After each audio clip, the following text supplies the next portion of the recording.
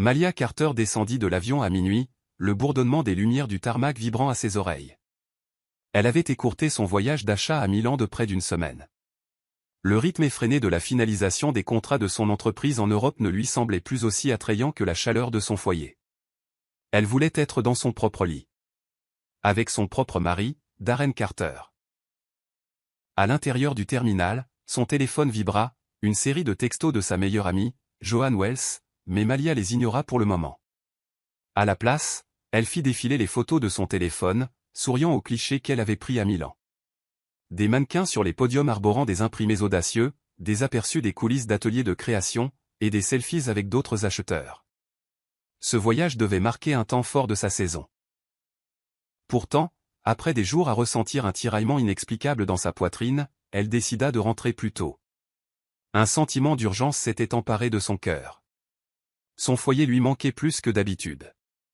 Darren lui manquait. Avec un bagage à main en bandoulière, elle se dirigea vers la sortie, planifiant mentalement la surprise pour son mari. Premier arrêt, une épicerie fine gastronomique ouverte 24h24 pour acheter sa côte de bœuf préférée.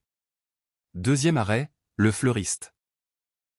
Des lys, blanc et majestueux, rappelaient toujours à Darren sa défunte mère. Le plan était simple. Elle se faufilerait dans la maison, placerait les fleurs sur la table de la cuisine, préparerait le dîner, puis enfilerait quelque chose de séduisant.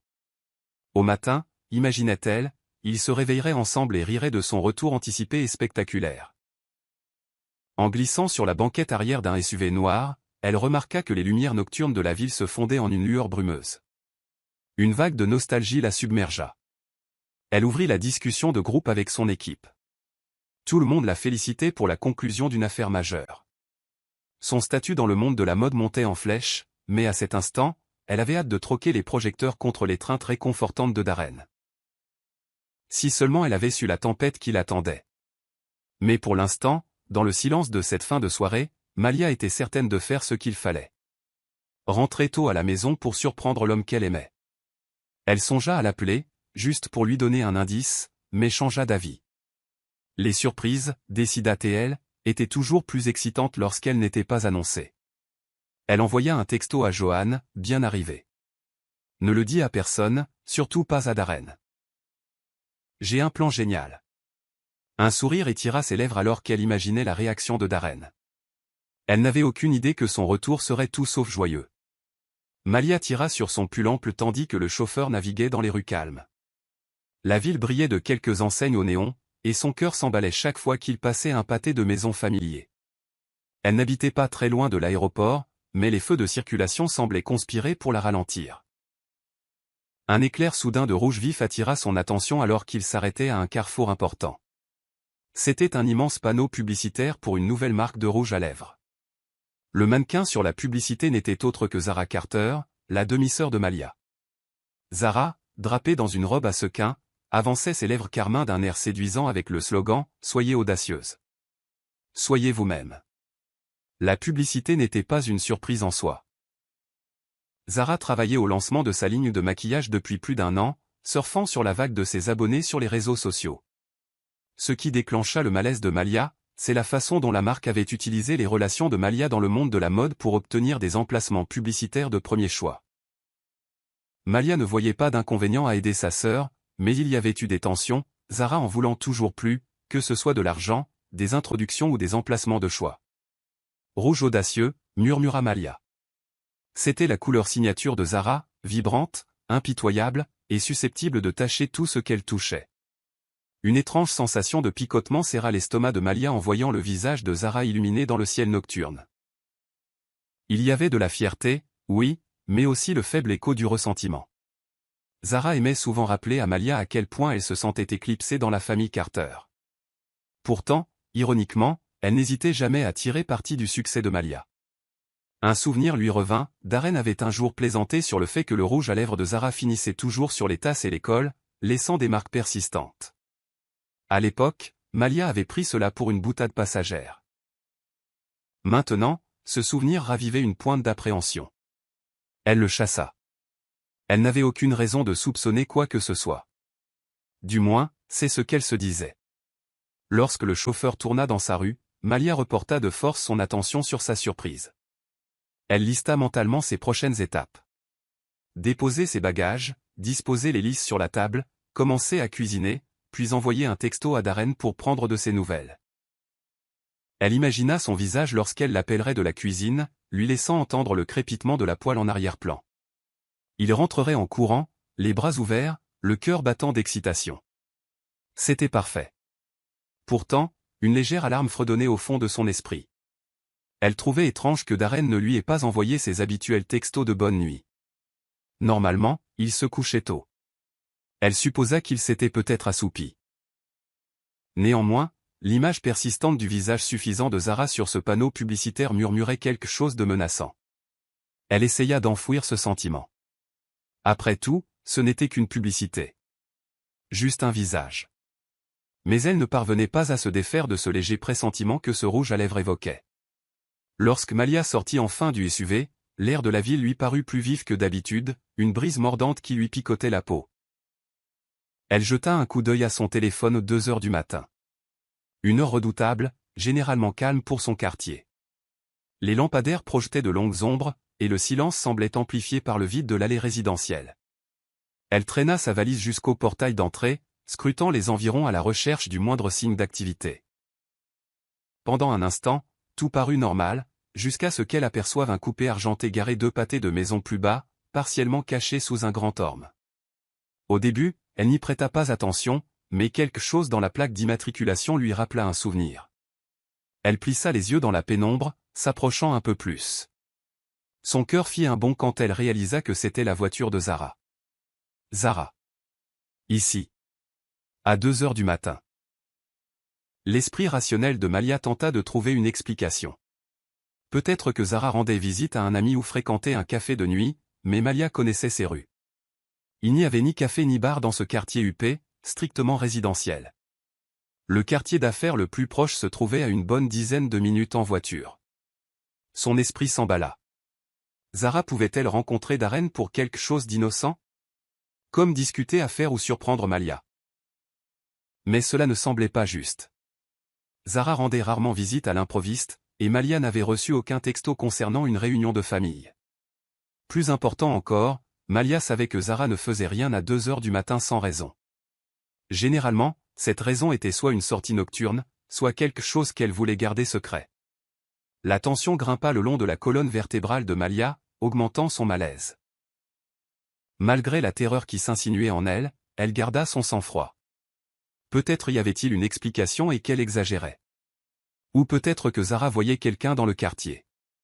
Malia se souvint rapidement que son voisin organisait souvent des fêtes somptueuses. Mais non, ce voisin était en voyage d'1 mois à Paris. Les pièces refusaient de s'emboîter. Arrivée sur son porche, Malia inséra doucement sa clé dans la serrure. Elle s'arrêta pour jeter un coup d'œil en arrière vers la voiture de Zara, s'attendant à moitié à voir sa sœur apparaître. Au lieu de cela, la rue resta étrangement immobile. C'était comme si même le vent retenait son souffle. Le cœur battant, Malia tourna la poignée, entrant dans son vestibule faiblement éclairé. Elle alluma une lampe, laissant une cascade de lumière chaude se répandre sur le parquet. Quelque chose n'allait pas. Elle ne pouvait pas le nommer, mais l'air semblait électrique, chargé de secrets. Elle tourna son regard vers le couloir menant à la chambre.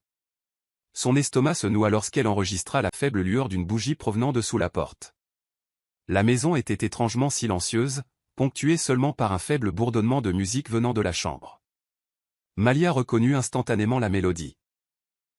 C'était la playlist romantique de Darren, quelque chose qu'il réservait généralement aux soirées spéciales. Elle fronça les sourcils.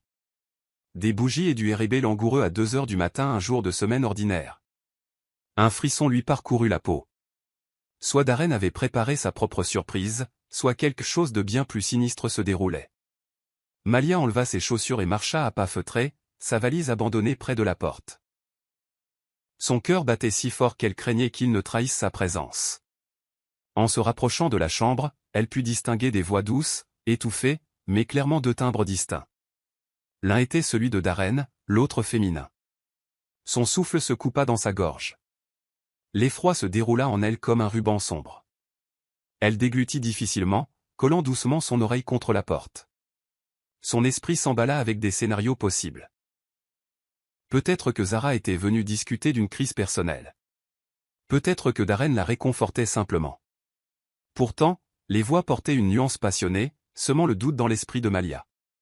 Elle se souvint du coupé argenté garé à l'extérieur, la fierté et la joie de Zara. La prise de conscience qu'il appartenait définitivement à sa sœur la frappa comme un coup de poing. 1000 souvenirs affluèrent dans les pensées de Malia.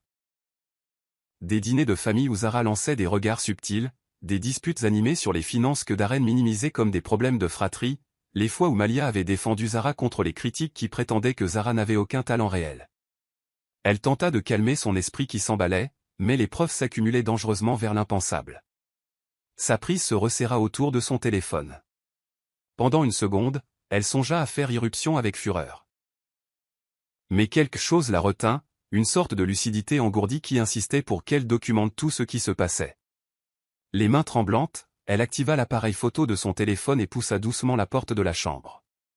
Ses yeux tombèrent sur les bougies vacillantes près du lit, les draps froissés, et 2 silhouettes enlacées. La réalité était dure, immédiate et dévastatrice.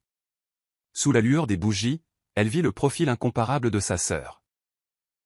Les longs cheveux de Zara cascadaient sur ses épaules nues, son visage tourné vers Darren, qui murmurait quelque chose que Malia ne pouvait discerner. La rage, la trahison et le chagrin éclatèrent dans la poitrine de Malia, luttant pour la domination. Mais elle se battit pour rester silencieuse. Ce moment, cette découverte brute et brutale, elle voulait le capturer. Pas par vengeance, pas encore, mais parce qu'elle avait besoin d'une preuve indéniable de la profondeur de leur trahison. Elle stabilisa son téléphone, enregistrant quelques secondes de la scène. Puis, comme au ralenti, elle vit le regard de sa sœur se déplacer. Les yeux de Zara s'écarquillèrent d'horreur, rencontrant ceux de Malia de l'autre côté de la pièce. Une seule seconde de silence choqué s'étira comme une éternité. Darren se tourna, la panique inondant ses traits. Mais Malia ne fit aucun bruit, aucune explosion. Elle appuya simplement sur le bouton d'arrêt de son téléphone et recula, sortant de la pièce aussi silencieusement qu'elle y était entrée, son cœur battant comme le tonnerre dans ses oreilles. Elle savait qu'elle ne serait plus jamais la même après cette nuit. « Malia, attends !» La voix de Darren se brisa dans le silence, teintée de désespoir. Zara, se débattant avec les draps, cria des demi-phrases bredouillantes. Leurs mots se transformèrent en une cacophonie de culpabilité et de panique. Mais Malia était déjà à mi-chemin dans le couloir, ses pas douloureusement mesurés. Elle s'arrêta sur le seuil pour les regarder une dernière fois, un moment brûlant. Darren se tenait là, la poitrine haletante, les yeux implorant la compréhension alors qu'il serrait un oreiller autour de sa taille. Zara, les cheveux en désordre, était enveloppée dans le couvre-lit, son rouge à lèvres maculé, une estafilade rouge vive sur sa bouche, la même couleur que sur son panneau publicitaire. Ce rouge éclatant semblait être le saut moqueur final sur la vie de Malia. Tout dans la scène irradiait le choc et la honte, mais la fureur de Malia s'était transformée en un calme glacial. Elle inspira lentement, laissant la piqûre de la trahison s'enfoncer dans ses os. Ses doigts tremblants se resserrèrent autour de son téléphone, l'appareil qui contenait les images accablantes. Quand Zara ouvrit la bouche pour parler, Malia la coupa d'un geste sec de la main. « Non. » murmura Malia, la voix glaciale. « Ne fais rien. Tu en as assez fait. » L'air dans la maison sembla disparaître, remplacé par la tension suffocante de la confiance brisée. Les yeux de Malia étaient rivés sur le visage de sa sœur. Elle se demanda combien de fois Zara avait envié sa vie, combien de fois Malia avait essayé d'inclure Zara dans tout. Les vacances, les lancements de marque, les événements avec Darren. Elle se souvint des innombrables moments où elle avait eu pitié de Zara, qui se plaignait souvent de se sentir éclipsée. Maintenant, cette pitié se transformait en autre chose. Sans un mot de plus, Malia se tourna et sortit, laissant son calme parler pour elle. Darren trébucha derrière elle, l'appelant par son nom, mais elle se glissa dans l'air frais de la nuit et disparut au coin de la rue. Elle ne prit pas la peine de fermer la porte derrière elle. La maison, autrefois son sanctuaire, lui semblait maintenant trop souillée pour de telles trivialités. L'adrénaline parcourait ses veines, forçant son esprit à une concentration extrême. Elle devait partir. Elle avait besoin de respirer. Elle devait s'échapper avant de déchaîner la tempête qui faisait rage en elle. Elle chercha ses clés de voiture, mais ses mains tremblaient si violemment qu'elle les laissa tomber. En se baissant pour les ramasser, elle aperçut le coupé argenté de Zara. La simple vue de celui-ci déclencha une vague de nausée. Elle voulait crier, briser toutes les vitres en vue, mais la vague de dévastation qui suivit était trop lourde. Au lieu de cela, elle monta dans sa propre voiture, démarra le moteur et serra si fort le volant que ses jointures blanchirent. Dans le rétroviseur, elle entrevit Darren debout à la porte ouverte, pieds nus et affolé. L'image se grava dans son esprit. Puis elle appuya à fond sur l'accélérateur, filant dans la rue sombre, inconsciente des larmes qui inondaient ses joues. Elle ne savait pas encore où elle allait. Tout ce qu'elle savait, c'est qu'elle ne pouvait pas rester là une seconde de plus. Malia gara sa voiture sur une route déserte surplombant la ligne d'horizon de la ville. L'air matinal était mordant, et de faibles volutes de brouillard planaient au-dessus des lampadaires faiblement éclairés. Elle resta immobile, fixant les lumières scintillantes au loin, son téléphone face contre terre sur le siège passager. Ses yeux brûlaient, mais ses larmes s'étaient taries. Un étrange sentiment d'engourdissement l'enveloppa. Une partie d'elle voulait briser quelque chose, pousser un cri d'agonie dans le silence. Une autre partie refusait simplement de reconnaître ce qu'elle venait de voir, comme si c'était une hallucination cauchemardesque qui se dissiperait avec le lever du soleil. Elle appuya son front contre le volant. La douleur dans sa poitrine semblait insupportable. Puis, avec des respirations tremblantes, elle repassa les dernières heures dans son esprit. Le panneau publicitaire, le rouge à lèvres, la voiture de Zara, la musique de sa chambre, la vue de son mari et de sa sœur enlacés à la lueur des bougies. La trahison était parsemée de tant de détails absurdes. Si c'était une autre situation, elle aurait peut-être ri de l'audace pure et simple de la chose. Son téléphone vibra. Une seule vibration.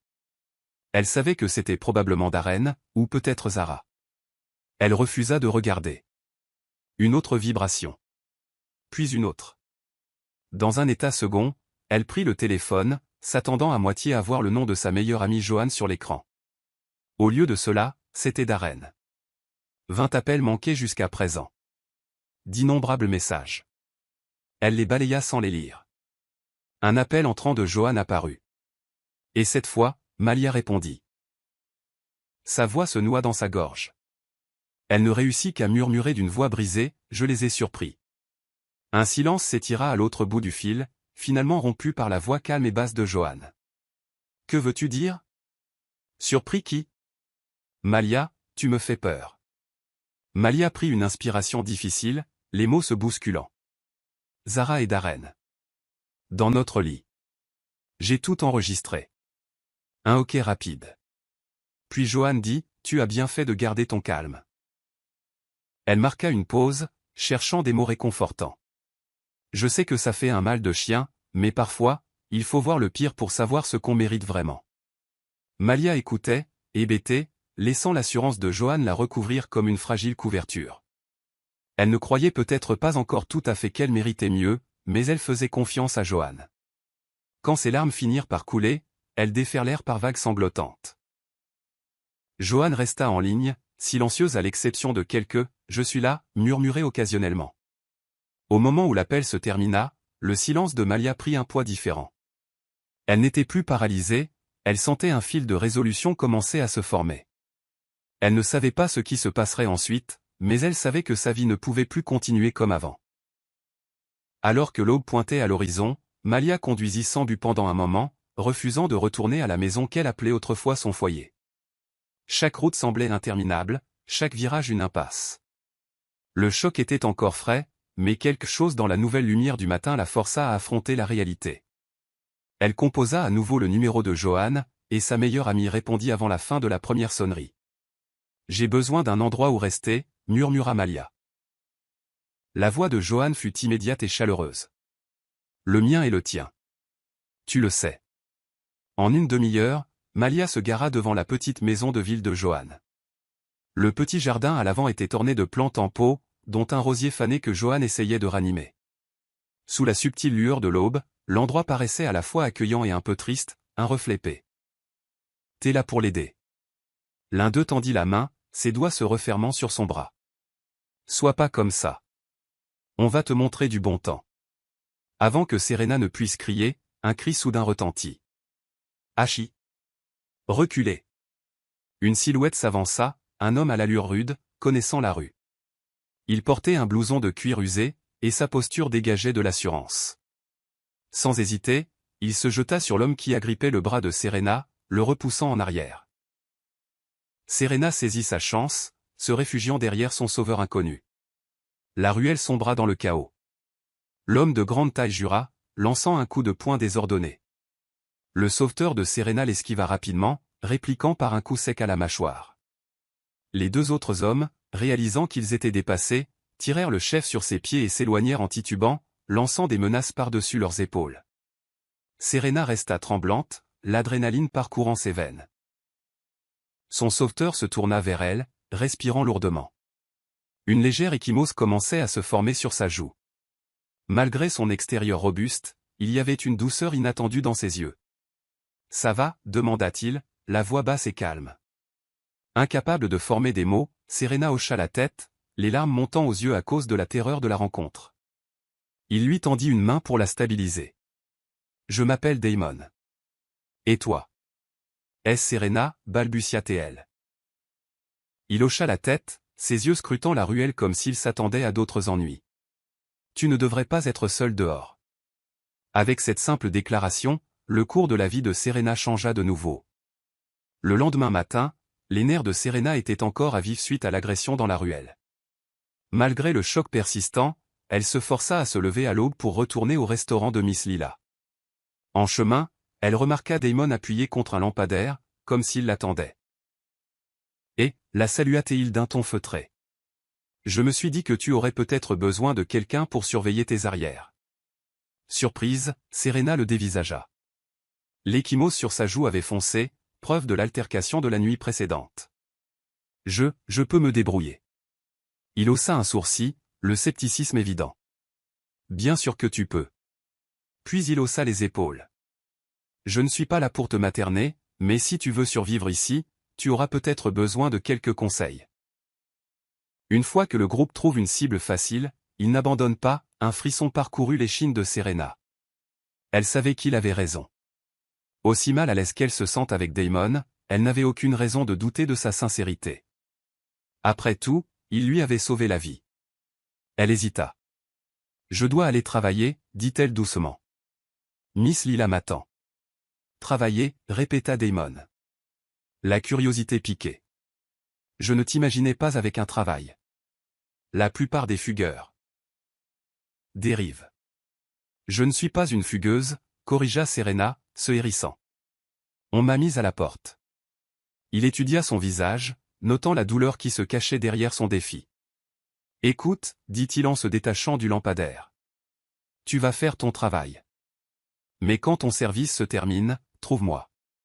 Je te montrerai comment te faire de l'argent rapidement sans fouiller dans les bennes à ordures ou faire la vaisselle toute la journée. Ce n'est peut-être pas glamour, mais ça te gardera en vie. » Un bref instant, Serena envisagea de l'ignorer complètement. Mais le mot « envie » toucha une corde sensible. Elle hocha la tête, expirant avec un léger tremblement. D'accord. Plus tard dans la journée, après avoir essuyé chaque table, aspiré les miettes sous les banquettes et récuré la vaisselle dans la cuisine exiguë, Serena s'effondra sur un tabouret, épuisée. Miss Lila lui tendit un petit chèque de paie et une boîte à emporter. « Ne travaille pas trop dur, ma puce » l'avertit-elle gentiment. Serena lui offrit un sourire reconnaissant. Sans Miss Lila, elle serait peut-être morte de faim. La gentillesse de la femme plus âgée ressemblait à une fragile bouée de sauvetage dans un monde chaotique. Après avoir terminé son service, Serena se rendit à l'endroit où Damon avait dit qu'il serait, un coin désert près d'un entrepôt abandonné. Effectivement, il était là, appuyé contre un mur couvert de graffitis, fumant une cigarette. Quand il la vit, il écrasa sa cigarette et hocha la tête.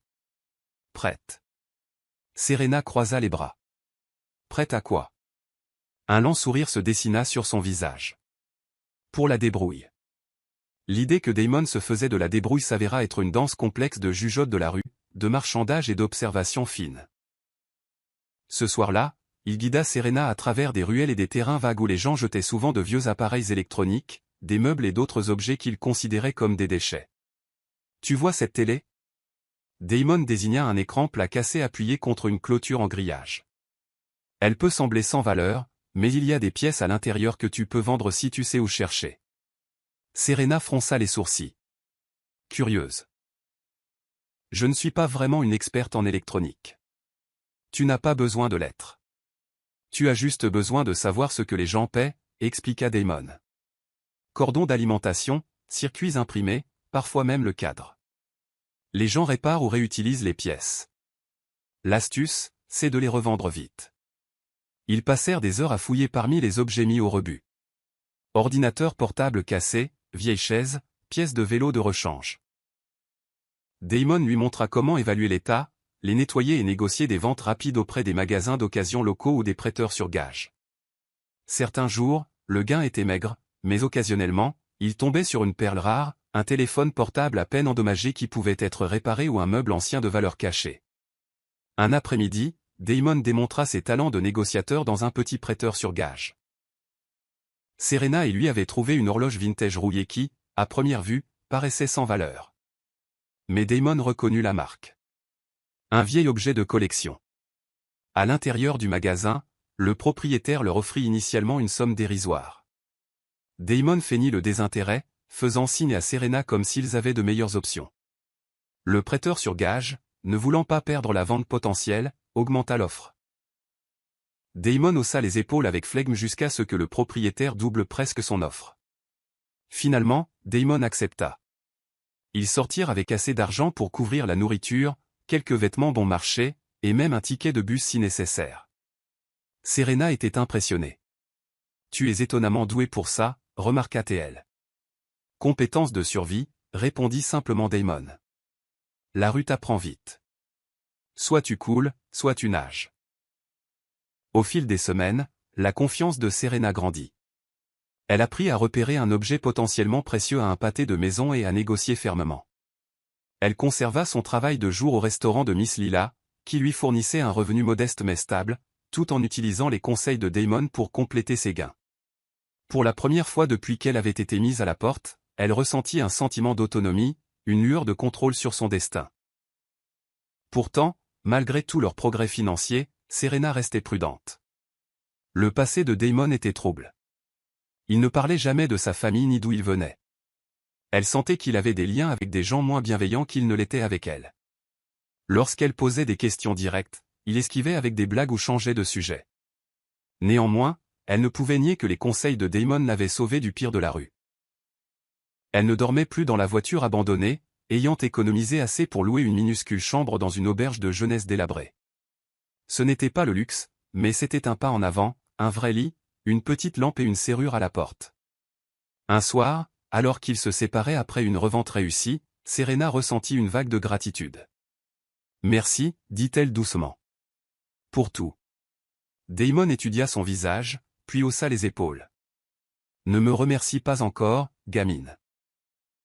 Il y a encore beaucoup à apprendre. » Juste au moment où Serena commençait à se sentir en sécurité, la réalité lui rappela à quel point ses gains étaient fragiles. Elle avait caché son argent de rechange dans une fissure derrière un carreau cassé dans sa chambre d'auberge, paranoïaque à l'idée de le garder dans une banque ou de le transporter sur elle. En un mois, elle avait réussi à économiser quelques centaines de dollars, une petite fortune pour elle maintenant. Une nuit, après son service au restaurant, elle retourna dans sa chambre et vérifia immédiatement sa cachette. Son cœur s'arrêta. L'enveloppe avait disparu. À sa place se trouvait un morceau de papier déchiré, probablement d'une facture ou d'un reçu, avec un seul mot griffonné, « Merci ». Tremblante, Serena retourna la pièce, espérant désespérément que l'enveloppe était simplement tombée. Mais elle n'y était pas. Quelqu'un avait trouvé sa cachette et tout volé. Sa première réaction fut la colère. Elle voulait traquer celui qui avait fait ça et récupérer son argent. Mais l'auberge était pleine de visages de passage. Elle n'avait aucune idée de qui pouvait être responsable. Le chagrin s'installa, lourd et froid, alors qu'elle s'affaissait sur le lit. Tout ce travail acharné, les longues nuits, à récurer la vaisselle au restaurant, à gérer des négociations douteuses, à fouiller dans les poubelles, disparut en un instant. Elle resta là pendant des heures, les larmes coulant sur ses joues. Finalement, elle se blottit sous la fine couverture, son esprit dérivant vers le moment où son père l'avait forcée à partir. Elle se souvint du jour où elle s'était dit qu'elle ne pleurerait plus jamais à ce sujet. Pourtant, la voilà, seule, fauchée et vulnérable. Le matin, elle annonça la nouvelle à Damon.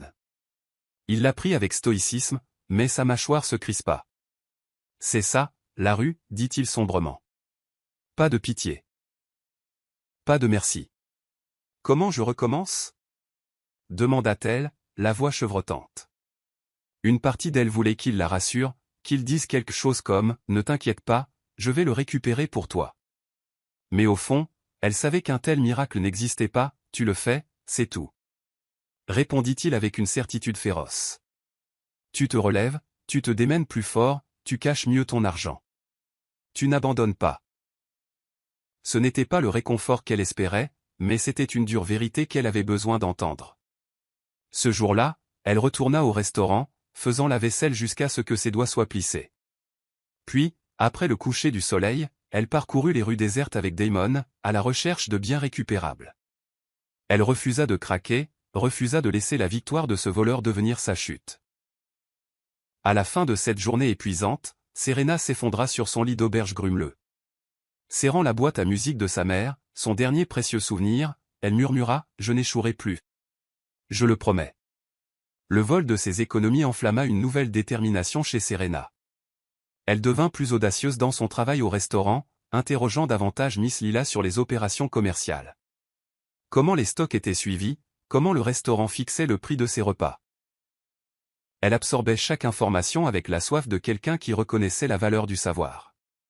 La nuit, Damon était impressionné par sa nouvelle énergie. Alors qu'il la guidait dans ses combines dans la rue, elle commença aussi à lire de vieux livres de commerce et de finance qu'elle trouvait dans des librairies d'occasion ou des bibliothèques gratuites. Elle restait éveillée tard dans sa chambre d'auberge, feuilletant des pages sur l'entrepreneuriat, le marketing et les manuels de réparation d'appareils électroniques. « Qu'est-ce qui t'arrive » demanda Damon un soir alors qu'il la regardait feuilleter un guide de création de petite entreprise cabossée sous la lumière vacillante d'un lampadaire. « J'en ai juste marre de joindre les deux bouts », répondit Serena avec résolution. « Je veux plus que simplement survivre. Je veux prospérer. Et je veux le faire à ma façon. » Il eut un sourire narquois. « Tu vises haut, hein ?» Elle croisa son regard, les yeux brillants d'une détermination féroce. « Pourquoi pas ? Je n'ai plus rien à perdre. » Ce changement d'état d'esprit changea tout. Elle commença à réparer systématiquement les objets au lieu de les vendre simplement en mauvais état. Elle parcourait les forums en ligne, utilisant les ordinateurs des bibliothèques publiques, pour apprendre les réparations de base des téléphones et des ordinateurs portables. Dans sa chambre d'auberge, elle étalait les appareils qu'elle avait collectés et testait méthodiquement chaque composant. Les vis manquantes étaient remplacées, les écrans fissurés soigneusement échangés contre des remplacements bon marché trouvés sur eBay. Son travail de jour au restaurant restait son ancre financière, la nourrissant et payant sa chambre. Mais chaque nuit, elle investissait plus d'efforts dans sa mini-entreprise de revente d'objets. Elle commença à nouer des contacts dans les ateliers de réparation d'électronique locaux, forgeant des relations qui lui permettaient d'acheter des pièces de rechange à des prix réduits. Plus elle apprenait, plus elle voulait apprendre. Chaque moment libre, elle le passait à réfléchir à des moyens de vendre les articles plus rapidement, ou avec un profit plus élevé. La boîte à musique de sa mère restait un témoin silencieux de ses sessions nocturnes, un rappel de la famille qu'elle avait perdue et la motivation pour l'empire qu'elle voulait construire. Peu à peu, ses économies recommencèrent à croître. Cette fois, elle était extrêmement prudente, les répartissant entre plusieurs cachettes, un peu sous son matelas d'auberge, une partie scotchée à l'intérieur d'un vieux livre, et un peu plus rangée dans son tiroir à chaussettes. Elle ne se laisserait plus surprendre. Après une semaine particulièrement bonne, où elle vendit un ordinateur portable réparé pour un joli profit, elle fit un vœu silencieux, je ne serai plus jamais impuissante. Un après-midi, un homme entra en boitant dans le restaurant avec un ordinateur portable sous le bras. C'était un client régulier, connu de Miss Lila sous le nom de « Vieux Joe ». Serena l'entendit se plaindre que l'ordinateur portable avait cessé de fonctionner et qu'il ne pouvait pas se permettre les réparations proposées par un grand magasin d'électronique. Ses oreilles se dressèrent. Elle s'approcha de lui avec prudence. « Peut-être que je peux le réparer pour vous, offrit-elle. Il haussa un sourcil sceptique. « Toi ? Tu n'es qu'une gamine. » Elle rassembla son courage. « Je répare des ordinateurs à côté. Je pourrais peut-être le faire moins cher que n'importe quel magasin en ville. » Le vieux Joe hésita, jetant un coup d'œil à Miss Lila. La propriétaire du restaurant hocha la tête d'un air encourageant. « Donne-lui une chance, Joe. Elle est plus maligne que tu ne le penses. En grommelant un peu, le vieux Joe tendit l'ordinateur portable à Serena. D'accord, mais si tu le grilles complètement, tu me rembourses. Avec une confiance tranquille, Serena emporta l'ordinateur portable chez elle ce soir-là. Elle passa des heures à le démonter, nettoyant soigneusement les composants. En examinant la carte mère, elle trouva une petite pièce qui avait court-circuité. Utilisant ses ressources limitées et les connaissances glanées sur les forums en ligne, elle remplaça la pièce défectueuse par un composant récupéré sur un autre ordinateur portable cassé. 3 jours plus tard, elle le rendit au vieux Joe, qui le testa dans la banquette du restaurant. À son grand étonnement, il démarra parfaitement. « Combien je te dois ?» demanda-t-il, la voix révélant à la fois gratitude et embarras. Serena proposa un prix qui était juste mais rentable pour son travail. Le vieux Joe lui remit l'argent, secouant la tête avec étonnement. « Tu iras loin, gamine. » Cette simple réparation déclencha une réaction en chaîne. La nouvelle se répandit parmi les clients du restaurant que, la serveuse qui nettoie les tables, pouvait réparer les ordinateurs et les téléphones. Progressivement, Serena se retrouva avec plus de projets parallèles, plus d'appareils à réparer. Chaque réparation réussie alimentait ses ambitions. Un jour, elle tomba sur un ordinateur portable cassé pour seulement $20 dans un magasin d'occasion. Utilisant les mêmes techniques, elle le rafistola et le vendit en ligne pour $200. La transaction lui sembla une révélation. Si elle pouvait le faire une fois, pensa-t-elle, elle pourrait le faire 100 fois. Peut-être même 1000. Une porte vers un nouveau monde de possibilités s'était ouverte. La confiance naissante de Serena la poussa à chercher de l'aide. Elle rencontra une fille au restaurant nommée Tania, qui semblait avoir à peu près son âge. Tania avait récemment commencé à y travailler à temps partiel, et elles sympathisèrent lors des services de nettoyage tardif. Comme Serena, Tania avait un passé difficile. Elle parlait d'une mère peu fiable et d'un père absent. Une amitié s'épanouit alors qu'elles échangeaient leurs histoires. Un soir, Serena se confia à Tania au sujet de son entreprise de revente d'électronique. « Je veux m'étendre », expliqua-t-elle. « Acheter des articles cassés en gros, les réparer et les vendre avec profit. Mais j'ai besoin d'un partenaire, quelqu'un qui puisse gérer la vente pendant que je m'occupe des réparations. » Les yeux de Tania brillèrent d'excitation. « J'en suis, dit-elle avec enthousiasme. On peut le faire ensemble. Imagine combien d'argent on pourrait gagner. » Ressentant une camaraderie qui lui manquait depuis qu'elle avait quitté son ancienne vie, Serena se lança corps et âme dans le projet. Elle partagea ses contacts, qui vendaient des pièces bon marché, quel prêteur sur gage payait le plus, et même les meilleurs marchés aux puces pour écouler rapidement les articles. En quelques semaines, ils réussirent quelques petites affaires, réalisant un joli profit. Un après-midi, Serena arriva au restaurant, impatiente de discuter de la prochaine étape avec Tania. Mais Tania ne se montra jamais. Inquiète, Serena essaya d'appeler son téléphone portable, mais tomba directement sur la messagerie vocale. Les jours passèrent sans contact. La panique s'installa lorsque Serena tenta de joindre leur fournisseur, pour se faire dire que Tania était déjà passée négocier des accords en son propre nom. Le choc et la trahison parcoururent les veines de Serena. Tania avait disparu, emportant avec elle tout le plan d'affaires de Serena. Elle avait même convaincu certains fournisseurs de travailler exclusivement avec elle, dépeignant Serena comme peu fiable. Le coup fut dévastateur. Tania avait semblé sincère, une amie possible dans un monde solitaire. Maintenant, Serena réalisait qu'elle avait une fois de plus été naïve. La leçon fut cuisante. La confiance était un luxe, et dans ces rues, elle pouvait vous coûter cher. Miss Lila remarqua le chagrin gravé sur le visage de Serena alors qu'elle balayait le sol du restaurant ce soir-là. « Ma puce, on dirait que tu viens de perdre ta meilleure amie », commenta-t-elle doucement.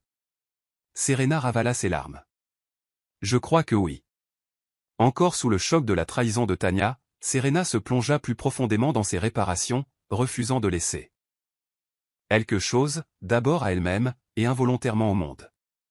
Elle n'était pas l'épouse abandonnée pour une femme plus jeune. Elle évoluait, accédant à un pouvoir qu'elle ne soupçonnait pas. Et Internet était témoin de son ascension. Quelques jours après la diffusion en ligne de la campagne, Amara reçut un message de Monsieur Blake, « Nous avons réservé un emplacement de choix pour un panneau d'affichage en centre-ville pour la nouvelle publicité.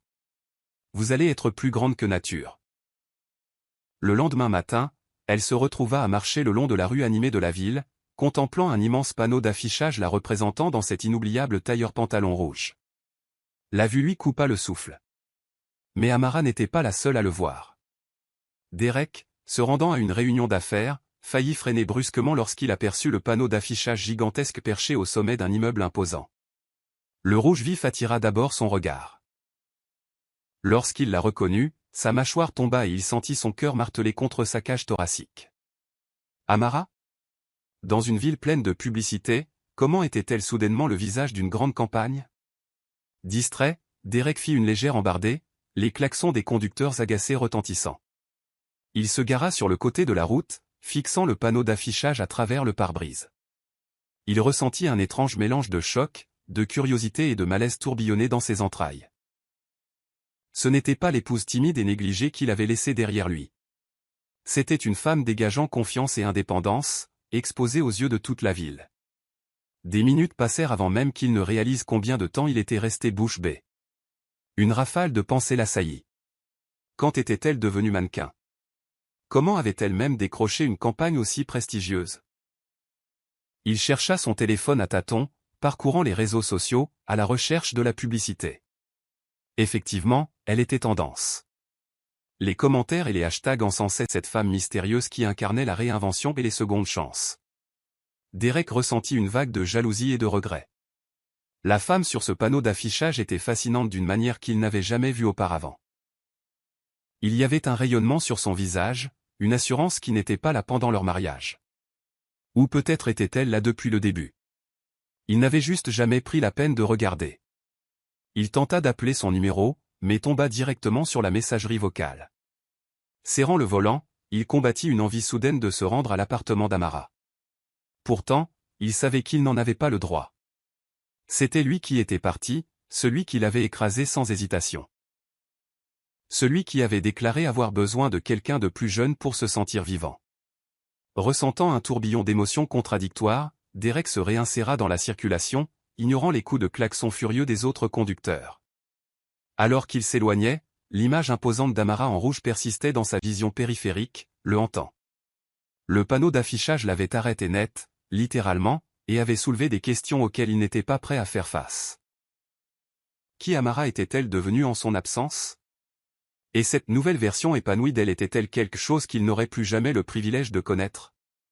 Sous les feux de la rampe de son succès viral, Amara se retrouva à recevoir des invitations à divers événements, soirées de réseautage, vernissage de galeries et galas de charité. Monsieur Blake l'encouragea à y assister autant que possible, pour construire sa marque. Bien qu'initialement hésitante, Amara reconnut cela comme une opportunité en or d'élargir ses horizons. C'est lors d'un gala de charité, organisé dans la grande salle de bal d'un hôtel, qu'elle rencontra Noah pour la première fois. Grand, avec un sourire facile et un sens palpable de la gentillesse, Noah était un investisseur respecté connu pour financer des entreprises socialement conscientes. Amara le remarqua de l'autre côté de la pièce. Il discutait avec un petit cercle d'entrepreneurs, écoutant attentivement plutôt que de se vanter de ses propres réalisations. Elle sirotait poliment une flûte de champagne, se sentant légèrement déplacée, quand il s'approcha. « Vous êtes Amara, n'est-ce pas ?» Le visage de la nouvelle campagne Blake, dit-il en lui tendant la main. « Je suis Noah. J'aide à collecter des fonds ce soir. » Amara sourit, acceptant sa poignée de main. « C'est moi. » « Et oui, j'ai vu votre nom sur le panneau de l'événement. C'est un plaisir de vous rencontrer. » Une chaleur illumina l'expression de Noah. « J'ai suivi votre histoire, ou du moins ce qui a été partagé. C'est assez inspirant. Vous semblez authentique. Tout le monde dans ce secteur n'a pas ça. » Amara sentit ses joues s'empourprer. Elle n'était toujours pas habituée à sa nouvelle image publique. « Merci, répondit-elle doucement. J'essaie juste de suivre tous les changements. » Ils passèrent l'heure suivante à parler, passant d'un sujet à l'autre. Philanthropie, voyage, passion personnelle. Noah l'interrogea sur ses intérêts pour l'écriture, et elle trouva rafraîchissant qu'il soit curieux de son esprit, pas seulement de son mannequinat. Elle apprit qu'il venait d'un milieu modeste, ayant bâti son propre succès grâce à des risques calculés et des pratiques commerciales compatissantes. Lorsque le programme du gala commença, ils s'assirent l'un à côté de l'autre à une longue table de banquet. Pendant la vente aux enchères caritatives, Noah se pencha et murmura « Pensez-vous que nous devrions mettre nos ressources en commun pour surenchérir sur tout le monde pour cette initiative artistique locale pour enfants ?» Amara gloussa, oubliant momentanément le vernis poli que tout le monde portait. « Je ne peux pas rivaliser avec vos ressources. »« Mais bien sûr, pourquoi pas ?» Dans un geste inattendu, Noah promit une somme généreuse en leur donnant. Lorsque les applaudissements éclatèrent, il se tourna vers Amara, les yeux pétillants. « Qu'ils sachent que nous sommes sérieux quant à faire une différence, » dit-il, comme si c'était le partenariat le plus naturel du monde. À la fin de la soirée, ils échangèrent leurs coordonnées. Une douce brise balayait l'entrée de l'hôtel alors qu'ils attendaient leur voiture. Noah la regarda, la sincérité dans son regard. « J'espère que nous pourrons rester en contact. J'adorerais en apprendre davantage sur votre parcours, peut-être trouver des moyens de collaborer sur des projets qui redonnent à la communauté. » Amara se surprit à sourire, le cœur battant d'une manière inhabituelle. « J'aimerais ça, » dit-elle, se surprenant elle-même de l'intensité avec laquelle elle le pensait. Alors qu'elle rentrait chez elle, elle ne put s'empêcher de rejouer la soirée dans son esprit. Il y avait quelque chose de réconfortant chez Noah. Pas de sous-entendu manipulateur, pas de sentiment qu'il voulait la diminuer. Bien au contraire, il semblait sincèrement désireux de la voir briller. C'était une nouvelle expérience pour elle, une expérience qui la laissait à la fois pleine d'espoir et prudente. Pourtant, elle ressentit un frisson, comme si peut-être, juste peut-être, sa vie s'ouvrait à des possibilités dont elle n'avait jamais rêvé auparavant. Quelques jours plus tard, Amara se réveilla avec une notification de message inattendu. C'était la photo de profil de Derek qui la fixait depuis l'écran de son téléphone. Son cœur sauta un battement. Il ne s'était pas parlé depuis son départ, et elle l'avait bloqué, alors comment avait-il réussi à la joindre? Elle réalisa bientôt qu'il avait créé un nouveau compte sur les réseaux sociaux, contournant son blocage. Elle hésita, les doigts planant au-dessus de l'écran, partagée entre l'ignorer et céder à sa curiosité. Contre son meilleur jugement, elle l'ouvrit. Derek, 7h02. Tu es magnifique. J'ai vu tes photos partout. Pouvons-nous parler? L'estomac d'Amara se noua. Le compliment désinvolte était teinté d'un sous-entendu de désir. Elle se demanda si elle devait répondre, les souvenirs de son renvoi froid la transperçant. Elle jeta son téléphone sur le canapé, incertaine de la marche à suivre. Quand elle regarda enfin à nouveau le message, ses sentiments se solidifièrent en une calme résolution. Elle tapa sa réponse succinctement. Amara. 8h17. Il n'y a plus rien à dire. Elle appuya sur envoyer, le cœur battant. Une minute passa. Une autre. Elle pouvait voir les 3 petits points indiquant que Derek tapait une réponse. Elle bloqua rapidement son nouveau compte avant que le message ne puisse arriver. Elle n'était pas prête à lire ses excuses ou ses apologies, ou quoi que ce soit, en fait. Il avait fait son choix. Elle n'allait pas ouvrir une porte qui lui avait claqué au nez. Plus tard dans la journée, alors qu'elle se préparait à retrouver Ria pour le déjeuner, ses pensées dérivaient constamment vers la tentative de contact de Derek. Son timing était transparent. Ce n'est qu'après avoir vu son succès qu'il avait décidé de la recontacter. L'ancienne Amara aurait pu ressentir une pointe de culpabilité ou un espoir insensé. La nouvelle Amara y reconnut une manipulation. Son téléphone vibra de nouveau, cette fois avec un message de Noah, lui demandant si elle aimerait se joindre à lui lors d'une petite réunion pour discuter d'une éventuelle collaboration philanthropique. Elle sourit, le cœur léger. Les mots d'un homme tentaient de la ramener dans un gouffre de confusion. Les mots d'un autre homme lui adressaient une invitation à aller de l'avant. Elle choisit d'aller de l'avant. En enfilant une tenue chic, une simple robe bleu marine et des talons confortables, elle réalisa avec une clarté inattendue, les opinions de Derek n'avaient plus de poids dans sa vie. Elle l'avait dépassé, mûri en quelqu'un qui ne se laisserait pas influencer par un simple message de flatterie. Pourtant, une ombre de tristesse persistait. Elle l'avait autrefois aimé profondément. Mais cet amour ressemblait maintenant à un écho lointain, remplacé par la ferme conviction qu'elle méritait mieux. D'un dernier regard à son reflet, elle sortit, laissant le message direct de Derek loin derrière elle, dans son rétroviseur. Pendant ce temps, de l'autre côté de la ville, Lana parcourait ses flux sociaux lorsqu'elle vit une nouvelle vague de publications sur le panneau d'affichage d'Amara et son succès continu. Elle marqua une pause, plissant les yeux devant une interview vidéo d'Amara discutant de son rôle dans la campagne de Monsieur Blake. L'intervieweur louait la « beauté intemporelle » d'Amara, la qualifiant de « star montante de la marque ». La jalousie tordit les traits de Lana. Elle avait toujours supposé que Derek passerait d'Amara à elle, une version plus jeune et plus vivante. Dans son esprit, Amara était censée sombrer dans l'obscurité, éclipsée par son propre attrait frais. Mais la réalité avait pris un tournant différent. Maintenant, tout le monde parlait d'Amara, louant sa transformation et la défendant comme un phare d'autonomisation. Bouillonnante, Lana foudroya du regard Derek, qui était assis de l'autre côté de la pièce en train de vérifier ses emails. « As-tu vu ce que fait ton ex-femme » lança-t-elle, la voix dégoulinante de mépris. Derek leva les yeux. « Je l'ai vue. J'ai essayé de la contacter, mais elle m'a de nouveau bloqué. » Lana jeta son téléphone sur le canapé, croisant les bras. « C'est ridicule. Elle pense qu'elle peut juste nous éclipser ? Nous sommes le couple fiancé, Derek. C'est nous les plus excitants. » Un silence inconfortable plana dans l'air. Derek fronça les sourcils, le ressentiment vacillant dans ses yeux. Peut-être était-ce du regret, ou peut-être juste de l'orgueil blessé. « Ce n'est pas une compétition, dit-il, bien que son ton trahît une pointe d'envie. Amara est libre de faire ce qu'elle veut. » L'expression de Lana s'assombrit davantage. Elle pensa à sa propre présence sur les réseaux sociaux. Comment ses selfies soignés et son contenu, couple idéal, perdaient du terrain face aux commentaires louant la croissance d'Amara. Elle tenta de cacher ses insécurités derrière un ricanement. « Je suis la femme plus jeune.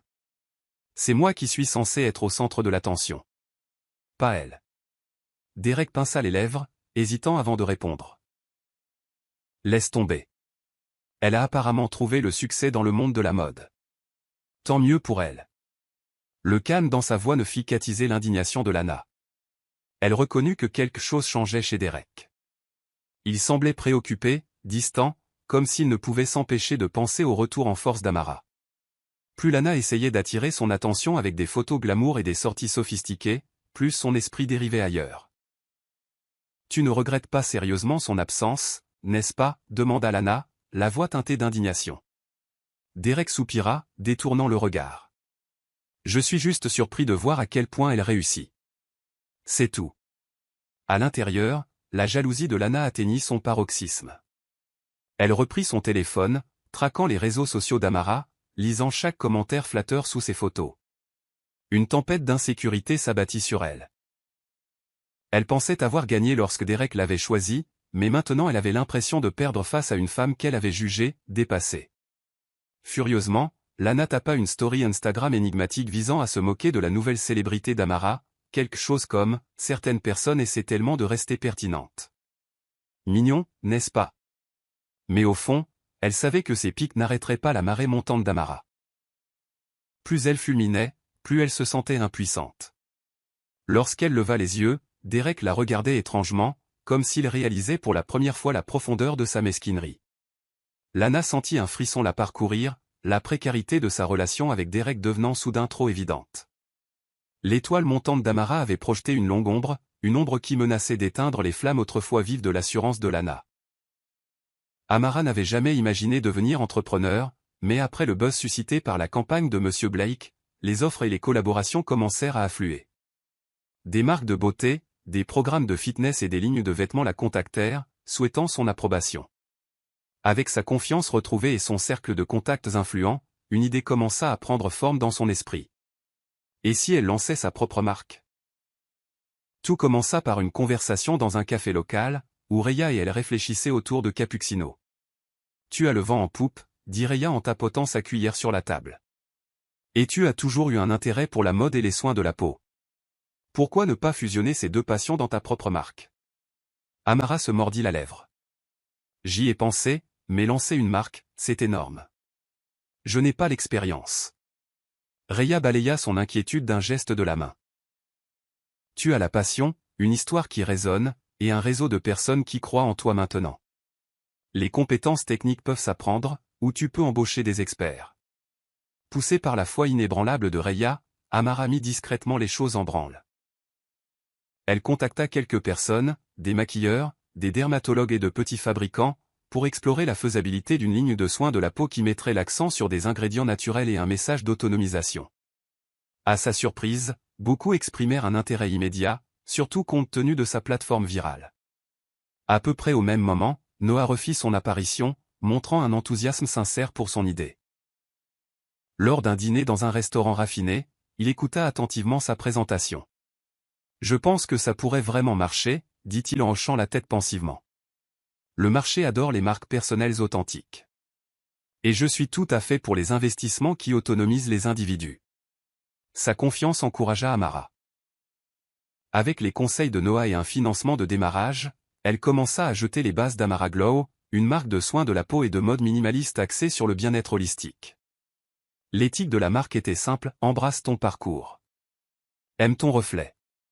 Le processus fut à la fois palpitant et intimidant, négocier avec les fournisseurs, perfectionner les formules des hydratants et des nettoyants, esquisser des modèles de vêtements basiques confortables mais élégants. Amara se jeta dans le projet avec le même zèle qu'elle utilisait autrefois pour soutenir les ambitions de Derek. Seulement, cette fois, elle construisait quelque chose à elle. Chaque jour, elle jonglait entre les contrats de mannequinat et les réunions de marque, s'appuyant sur les prouesses organisationnelles de Raya. Son bureau à domicile se transforma en un centre de commandement animé, encombré d'échantillons de tissus, de croquis de stylisme, de prototypes d'emballage et de cartes de visite. Les longues nuits passées à étudier les stratégies marketing remplacèrent les nuits solitaires qu'elle passait autrefois à attendre le retour de Derek. Un après-midi, elle examinait un logo potentiel pour la marque avec Raya lorsqu'une vague de fierté la submergea. C'était son tournant. Passer du chagrin à la construction de son propre empire. Elle avait du mal à croire au changement survenu en quelques mois seulement. Du coin de l'œil, elle remarqua une photo encadrée d'elle et Derek prise à une époque plus heureuse. Sans hésitation, elle la rangea dans un tiroir. Le présent laissait peu de place aux vestiges d'un passé douloureux. Elle avait une entreprise à gérer, une mission à accomplir et le sentiment croissant qu'elle entrait enfin dans la vie qu'elle était toujours censée mener. Le grand jour arriva comme une montée d'adrénaline. Après des mois de préparation, Amara Glow était prête à faire ses débuts. Le lieu était un bar chic sur un toit-terrasse avec une vue imprenable sur la ville. Une musique d'ambiance douce jouait en arrière-plan, et un décor élégant mettait en valeur l'esthétique naturelle et chic de la marque. En début de soirée, un flux constant d'invités affluait. Amis, influenceurs, initiés de l'industrie et curieux qui avaient suivi le parcours viral d'Amara. Les photographes mitraillaient, capturant l'ambiance sophistiquée.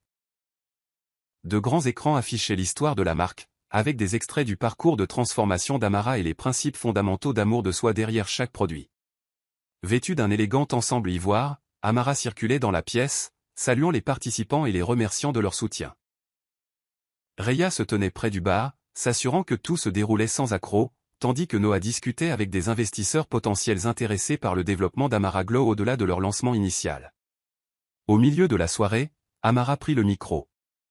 Un silence se fit dans la foule. Entourée des lumières de la ville, elle s'adressa à tous ceux qui avaient cru en elle, ou même simplement observé avec curiosité.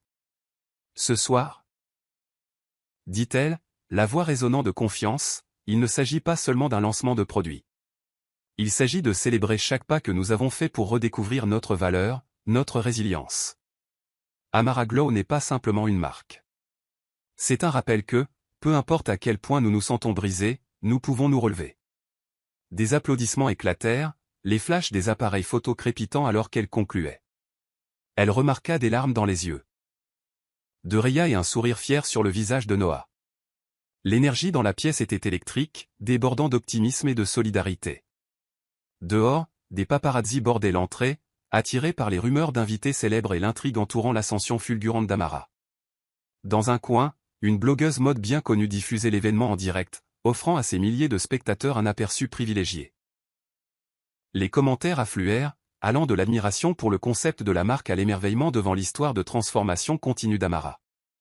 À son insu, Lana regardait la diffusion en direct depuis son pentouse. Le sourire radieux d'Amara, le lieu glamour et l'adoration de la foule contrastaient vivement avec la tension qui s'infiltrait dans la propre vie de Lana avec Derek. Mais du point de vue d'Amara, cette partie du public n'avait pas d'importance. Elle était trop occupée à rayonner de joie, levant son verre pour trinquer avec Raya, Noah et une mer de sympathisants. À la fin de la nuit, l'événement fut déclaré un succès retentissant. Les commandes de produits Amara Glow montèrent en flèche, et les médias sociaux bourdonnaient de critiques élogieuses sur la sophistication de la soirée de lancement. Les journalistes se bousculaient pour des interviews, voulant qualifier Amara de prochaine grande figure de l'autonomisation et de la beauté. Alors qu'elle enlevait enfin ses talons et s'enfonçait sur la banquette arrière d'une voiture, épuisée mais exaltée, Amara contempla les lumières de la ville. Elle pensa au chemin parcouru, passant du sentiment d'être sans valeur et abandonnée à la direction de sa propre entreprise florissante. La soirée avait solidifié une vérité indéniable, elle ne survivait pas seulement. Elle prospérait. C'est arrivé vers minuit. Amara se détendait enfin après la soirée de lancement, ses cheveux encore coiffés mais son maquillage délicatement enlevé, quand son téléphone vibra sur la table de chevet. Elle le prit en s'attendant à des messages de félicitations d'amis, mais ses sourcils se froncèrent en reconnaissant le numéro de Derek. Un unique SMS brillait sur l'écran. « Je suis désolé. J'ai tout gâché. Je n'arrête pas de penser à nous. Pouvons-nous nous voir ?» Amara fixa les mots un long moment. Elle laissa échapper un souffle qu'elle ne réalisait pas avoir retenu. Les excuses qu'elle avait autrefois tant désirées, la validation pour laquelle elle avait prié, se trouvaient maintenant dans sa boîte de réception. Mais en les lisant, elle ne ressentit aucune satisfaction, aucun sentiment de triomphe, seulement une finalité tranquille. Dans le silence obscur de sa chambre, elle se souvint de chaque larme versée lorsqu'il était parti. Elle se rappela la morsure de ses mots d'adieu, comment il avait besoin de quelqu'un de plus jeune, quelqu'un qui l'excite. Le souvenir faisait encore mal, mais il n'avait plus le pouvoir de la briser. Elle n'était plus cette version timide d'elle-même. Se redressant, elle tapa soigneusement sa réponse, chaque mot pesant lourd. « Tu as choisi ton histoire. J'ai réécrit la mienne. » Elle l'envoya, puis supprima rapidement son contact de son téléphone. Plus d'illusions, plus de conversations interminables qui ne feraient que rouvrir des blessures qu'elle avait mis tant d'efforts à guérir. Un sentiment écrasant de clôture la submergea. Elle posa le téléphone sur sa table de nuit, sachant qu'elle n'attendrait pas de réponse. Derek, à l'autre bout, lut son message, le cœur battant de regret. Il tapa plusieurs brouillons de réponses. Excuses, supplications, explications à moitié cuites. Finalement, il laissa la boîte de discussion vide. Il reconnut une vérité. La chance qu'il avait eue autrefois, le dévouement qu'Amara lui avait autrefois offert, avait disparu. Elle avait évolué au-delà de la femme qu'il avait rejetée. Cette nuit-là, Amara dormit plus paisiblement qu'elle ne l'avait fait depuis des années, n'étant plus accablée par l'ombre du rejet de Derek. Son téléphone reposait silencieusement à côté d'elle, la dernière barrière entre désormais solidement scellée. Elle avait délivré sa déclaration simple et puissante. Elle ne retournerait pas à la vieille histoire qu'il avait écrite. Le nouveau chapitre de sa vie était bien entamé, et Derek n'en faisait pas partie. Le coucher de soleil drapait le ciel de nuances orange et rose alors qu'Amara et Noah se promenaient le long d'un sentier côtier en falaise. Le bruit des vagues s'écrasant contre les rochers en contrebas offrait une symphonie de la nature qui s'harmonisait avec le doux battement du cœur d'Amara. Ils avaient passé la journée à visiter un centre communautaire local qu'ils aidaient à financer grâce aux bénéfices d'Amara Glow et à la philanthropie de Noah. La synergie entre eux était plus que simplement romantique. C'était une passion partagée pour l'élévation des autres. Amara ressentait un sentiment d'accomplissement en présence de Noah, comme si chaque partie de son voyage l'avait menée à cette connexion. Elle se tenait au bord de la falaise, regardant la vaste étendue d'eau. Noah s'approcha derrière elle, posant une main douce sur son épaule. « Tu as fait tant de chemin, dit-il. » Sa voix était à la fois admirative et tendre. « Je me souviens de notre première conversation au gala. Tu étais si posée et pourtant tu semblais un peu incertaine de ta prochaine étape.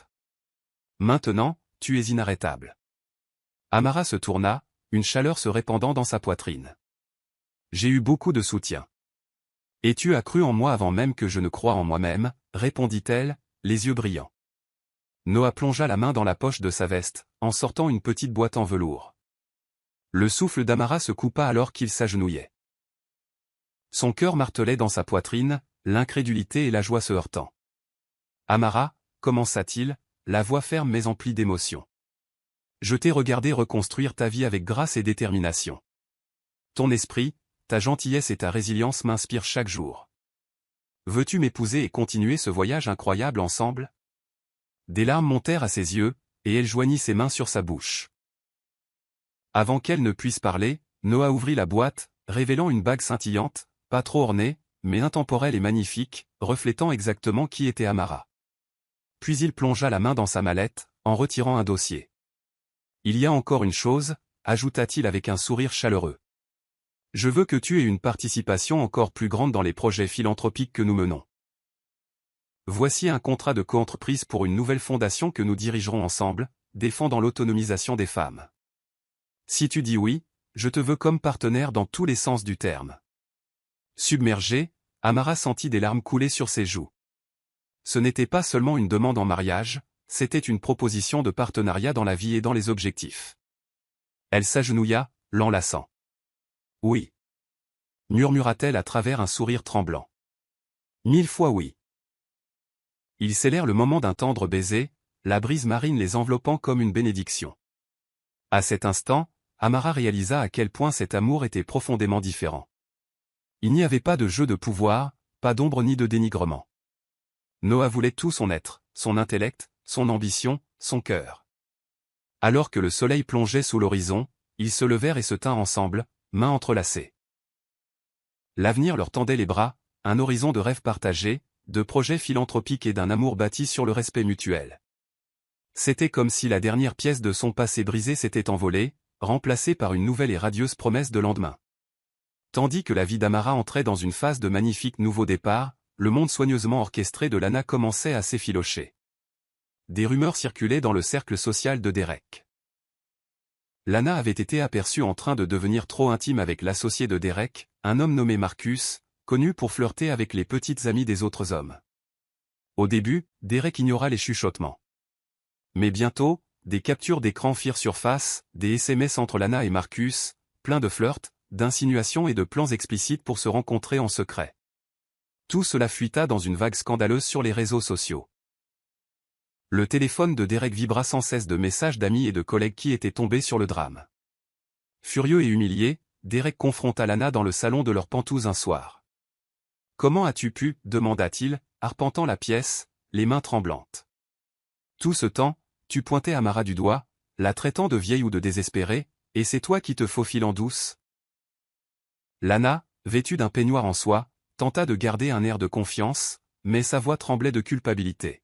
« Ça ne signifiait rien, » insista-t-elle. « Tu as été tellement distrait par le succès de ton ex-femme que je me suis senti invisible. J'ai juste voulu de l'attention. » Derek laissa échapper un rire rauque. Incrédule devant l'ironie. « Tu me reproches ta propre infidélité ?»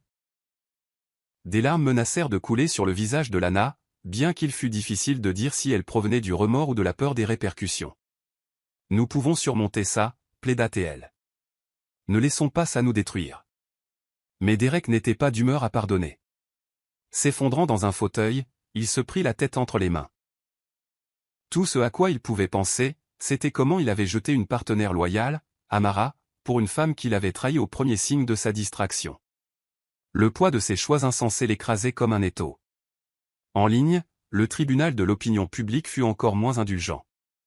Une fois que les captures d'écran des conversations de Lana avec Marcus devinrent virales, Internet se déchaîna. Les gens qui s'étaient autrefois extasiés devant son éclat de jeunesse se moquaient maintenant de son hypocrisie. Des mèmes circulèrent, ridiculisant le couple pour leur drame. Certains taguèrent même Derek, comparant la trahison de Lana à la façon dont il avait trahi Amara par le passé. « Karma », disait-il. Alors que la condamnation pleuvait, Lana sentit son influence sur les réseaux sociaux s'effondrer. Les marques avec lesquelles elle travaillait prirent leur distance, ne voulant pas être associées au scandale. Derek, lui aussi, commença à se demander s'il avait encore un avenir avec la femme pour qui il avait tout quitté. En l'espace de quelques jours seulement, la façade soigneusement entretenue de Lana s'effondra comme un château de cartes. Sans l'illusion de sa relation parfaite, elle se débattit pour retrouver pertinence et sympathie. Mais le public fut impitoyable, se moquant de sa chute comme du retour de bâton ultime.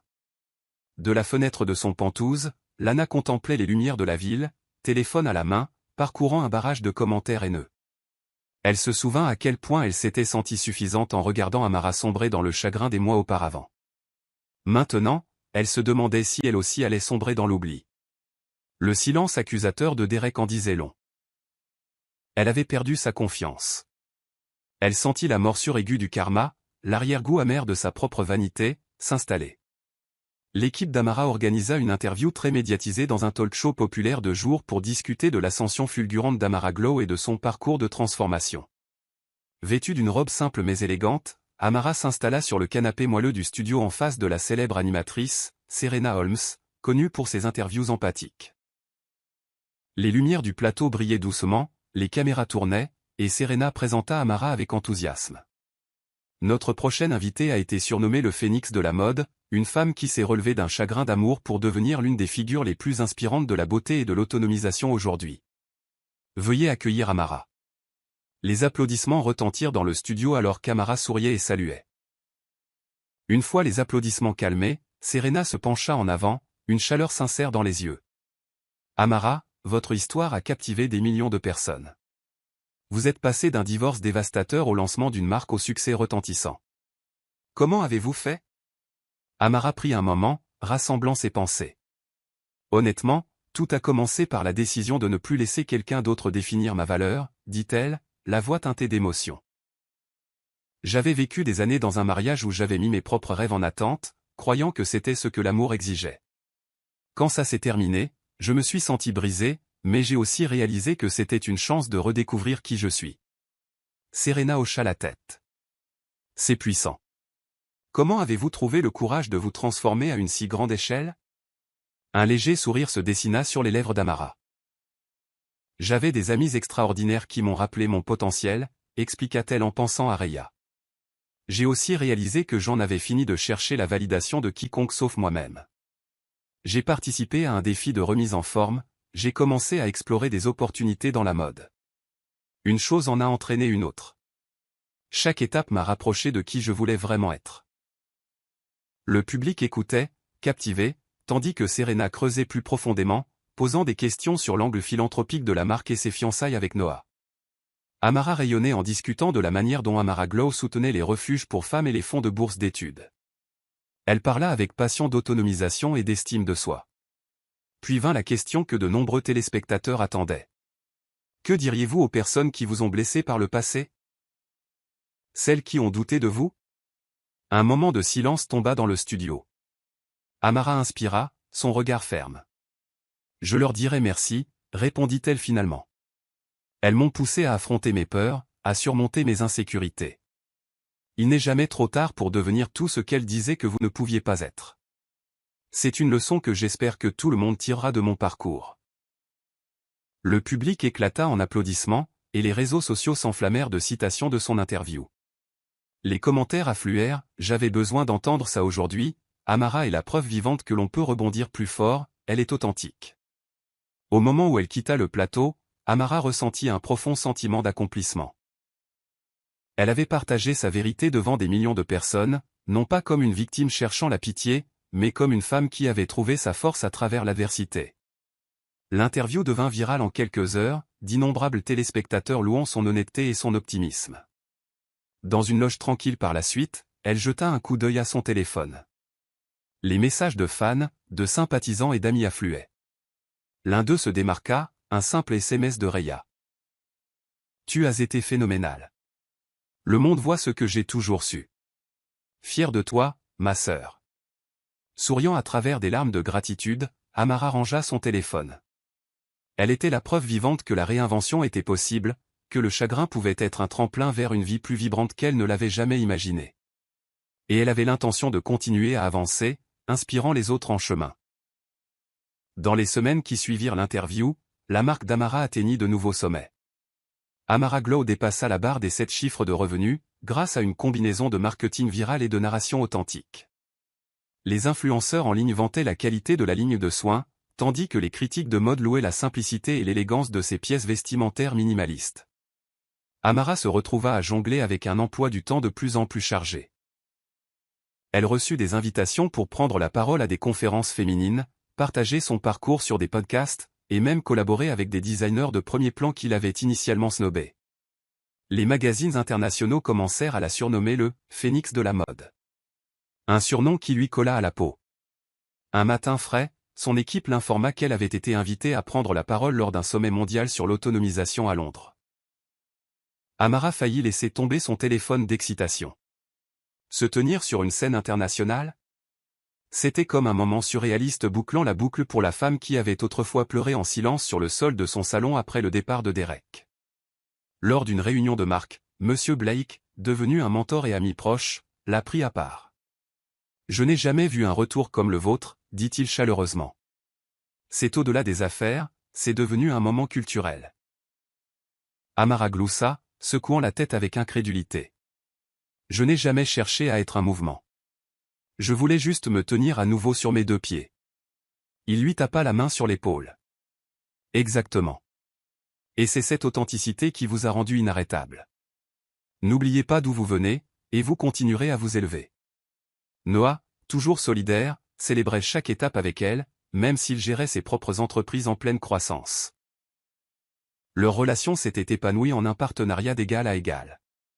Elle offrait des perspectives sur ses projets philanthropiques, et il aidait à stratégiser l'expansion d'Amara Glow.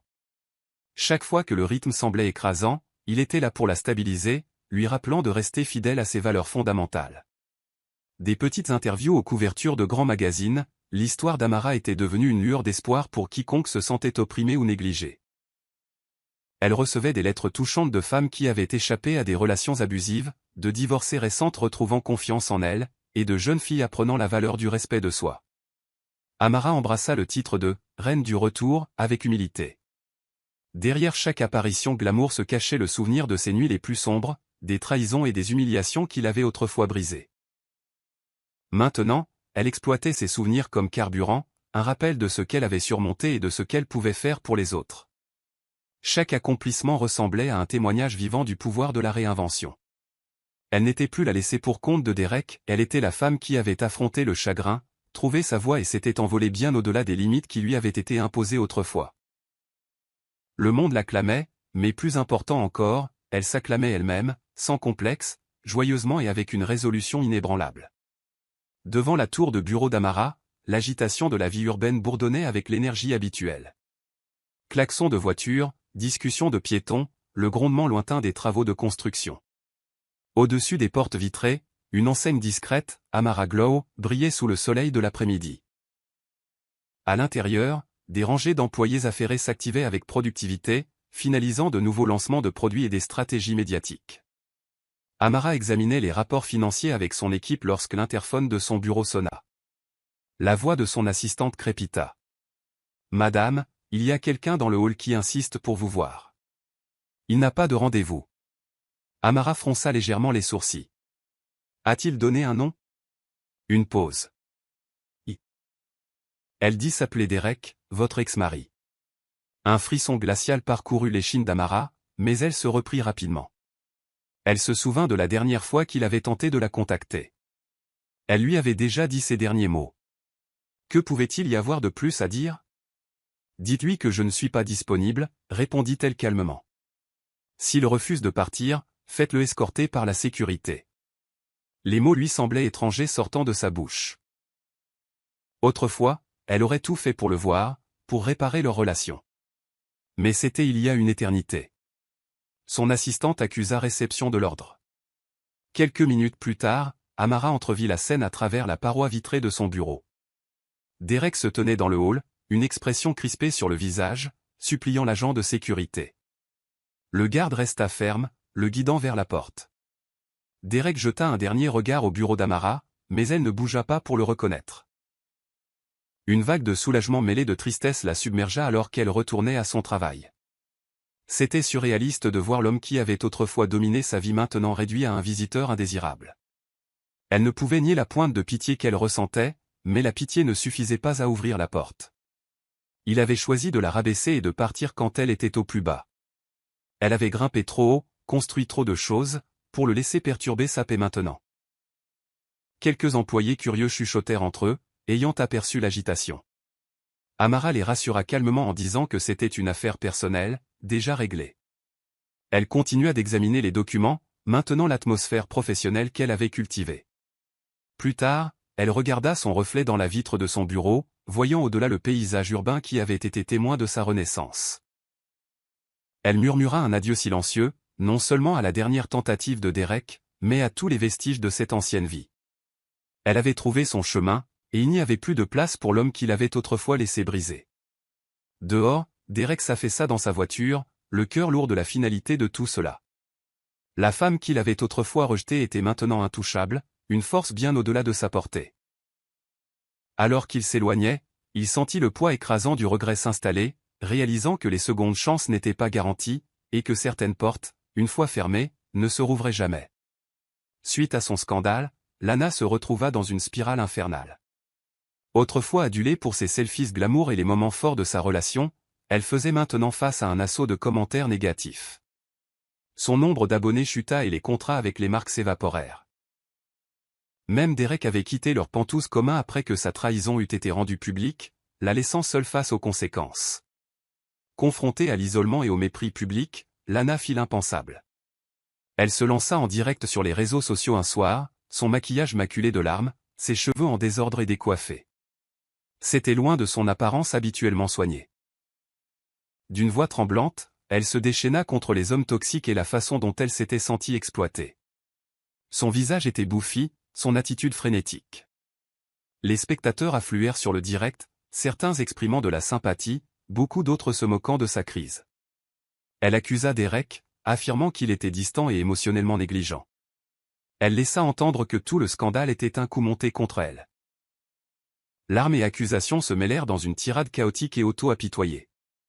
En quelques minutes, des extraits de la crise circulèrent en ligne.